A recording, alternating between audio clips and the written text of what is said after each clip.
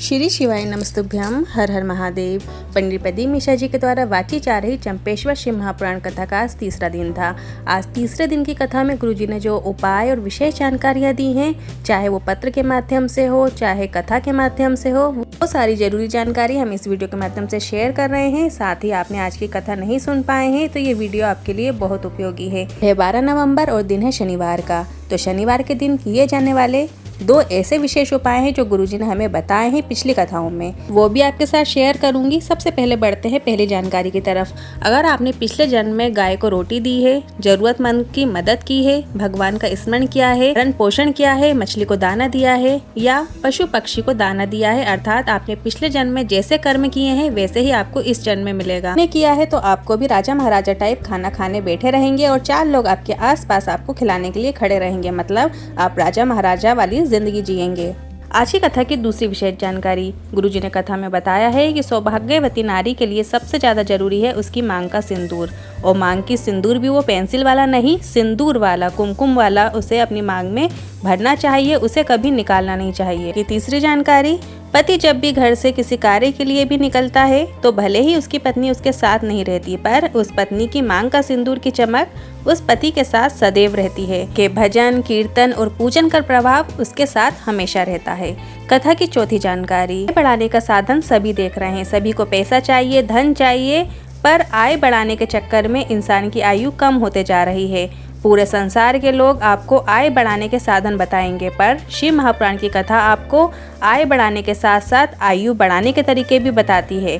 और आयु बढ़ाने के लिए आपको 3 जगह जाना है। पहला गुरु के चरणों में, दूसरा माता पिता के चरणों में और तीसरा शिव भगवान के मंदिर में। कथा की अगली 5वीं जानकारी, चश्मे की याद पढ़ते समय आती है, बत्तीसी की याद खाते समय आती है और शंकर का नाम मरते समय याद आता है कि काश मैं जीवन में शंकर भजन कर लेता, पूजन कर लेता तो आज मेरी भी आयु बढ़ जाती। गुरुजी की अगली 6वीं जानकारी, चंदाबाई साहू पत्र लेकर आए। साल पहले मेरे दोनों ब्रेस्ट में गठान हो गई थी। वो गठान धीरे धीरे बढ़ती जा रही थी। फिर हमने रायपुर एम्स हॉस्पिटल में चेकअप कराया। डॉक्टर ने बताया गठान साधारण नहीं है और इस गठान को निकालकर मुंबई जांच के लिए भेजा जाएगा और बड़ी बीमारी लग रही है। इसके बाद हमने ऑपरेशन का मना करके डॉक्टर से दवाई लेकर घर आ गए। दवाई को ले जाकर शंकर भगवान के मंदिर में रख दिया और भगवान से निवेदन किया कि ऑपरेशन टाल देना, कोई बड़ी बीमारी ना हो। शिवलिंग पर बेलपत्र चढ़ाना शुरू किया, साथ में 1 लोटा जल अर्पित करना शुरू किया और औषधि रूप में जल प्राप्त करके उस जल का आचमन करना शुरू किया और साथ में बेलपत्र को भी खाना शुरू किया। 1 सप्ताह बाद डॉक्टर से फिर से जांच कराई। डॉक्टर भी हैरान थे, 7 दिन पहले रिपोर्ट में दिखी गठान कहाँ गायब हो चुकी थी। अब पूरी तरह मैं ठीक हूँ, आभार व्यक्त करने कथा पंडाल में आई हूँ। कथा की अगली 7वीं जानकारी, रायपुर छत्तीसगढ़ की चंपेश्वर शिव महापुराण कथा की भीड़ को देखते हुए गुरुजी ने बचे हुए 2 दिन में कथा पंडाल में लोगों को कम आने को कहा, क्योंकि सभी डोम और पंडाल भर चुके थे, जगह बिल्कुल नहीं है। इसके साथ ही गुरुजी ने कहा आप कानपुर में 16 नवंबर से होने वाली कथा में आए, वहां आकर शिव महापुराण का आनंद लें। की अगली 8वीं जानकारी, गुरुजी ने कहा एक बात यदि आपको अच्छी लगे तो आप अपने जीवन में जरूर उतारिएगा। जिस बेटी का विवाह हो जाए और बेटी की ससुराल चली जाए तो मेरी माताओं से, मेरी जीजियों से, मेरी बहनों से निवेदन करूंगा कि बेटी को ये सीख देकर जरूर भेजना, तुम ससुराल जा रही हो पर ससुराल की छोटी छोटी बात मायके में बिल्कुल मत बताना और उस जगह पर रहकर उस जगह की बात वहीं समाप्त कर देना। कथा की अगली 9वीं जानकारी, जय श्री साहू पत्र लेकर आई। मैं पिछले 3 वर्ष से MBBS की तैयारी कर रही थी, सफलता मिल ही नहीं रही थी। फिर मैंने आपकी कथा सुनकर उसमें बताया गया शिवलिंग पर जल चढ़ाकर 1 बेलपत्र की बीच वाली पत्ती में शहद लगाकर बेलपत्र को शिवलिंग पर चिपकाने वाला उपाय किया और पहले ही अलॉटमेंट लिस्ट में मेरा नाम आ गया और भिलाई के मेडिकल कॉलेज में मेरा एडमिशन हो गया। कथा की अगली 10वीं जानकारी, मुसीबत की घड़ी में पति पत्नी को साथ मिलकर आगे बढ़ना है और परेशानी से बाहर निकलना है। गुरुजी ने कहा तुम्हारे अंदर बहुत दुख है, दर्द है, पीड़ा है, किसी और के पास जाकर मत बोलो। शिव मंदिर में 1 बेलपत्र लेकर जाओ, अपने सीधे हाथ में बेलपत्र लेकर अपना दुख दर्द भोलेनाथ को बता दो और उस बेलपत्र को शिवलिंग पर समर्पित कर दो। भोलेनाथ जरूर आपके जीवन में परेशानियों को हर लेंगे। कथा की अगली 11वीं जानकारी, आयुषी पत्र लेकर आई। शिव कृपा का क्या बखान करूं गुरुजी। मेरी माता का नाम पुष्पलता साहू है वो किडनी की बीमारी से 5 वर्षों से पीड़ित हैं। उनका डायलिसिस चल रहा था। इसके बाद उनके हार्ट में प्रॉब्लम हुई।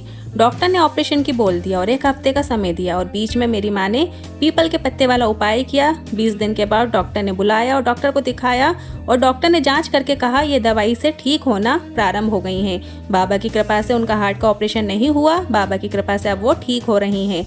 इसके बाद उन माँ को होली के समय मुंह में लकवा लग गया था। फिर माँ ने कहा दवाई भी खा लूंगी पर साथ में शिव जी पर चढ़ा हुआ जल के साथ दवाई खाऊंगी और उन्होंने ऐसा ही किया। इसके बाद उनका मुंह का लकवा भी ठीक हो गया। कथा की अगली 12वीं जानकारी विजय कुमार रायपुर से पत्र लेकर आए। आपकी कथा 2019 से सुन रहे हैं। घर नहीं था, घर भी बन गया और 15 साल शादी के हो गए थे, संतान सुख नहीं था। फिर आपके द्वारा बताया गया सफ़ेद आंकड़े की जड़ वाला उपाय किया, पीपल के पत्ते वाला, लाल धागे वाला, अशोक सुंदरी वाला उपाय किया और हम पर बाबा की ऐसी कृपा हुई कि 15 साल बाद आज हमारे घर में संतान की प्राप्ति हुई है।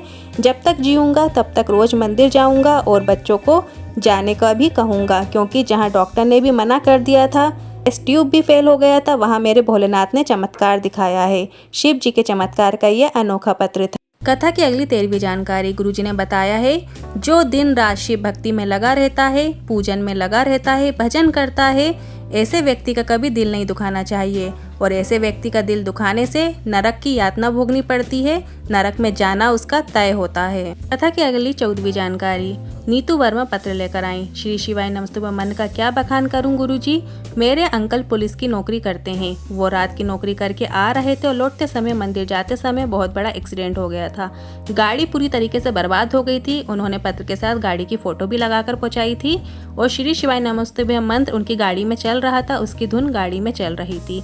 वो हॉस्पिटल में भर्ती हैं और पूरी तरीके से ठीक हैं। इतने बड़े हादसे के बाद भी वो बच गए और उन्हें ज्यादा कोई खरोच नहीं लगी। भोलेनाथ की कृपा हुई, इतने बड़े हादसे में वो सुरक्षित रहे। कथा की आखिरी 15वीं जानकारी। इसके बाद शनिवार के जो 2 उपाय हैं वो भी इस वीडियो में बताएंगे, इसलिए वीडियो को अंत तक जरूर देखिएगा।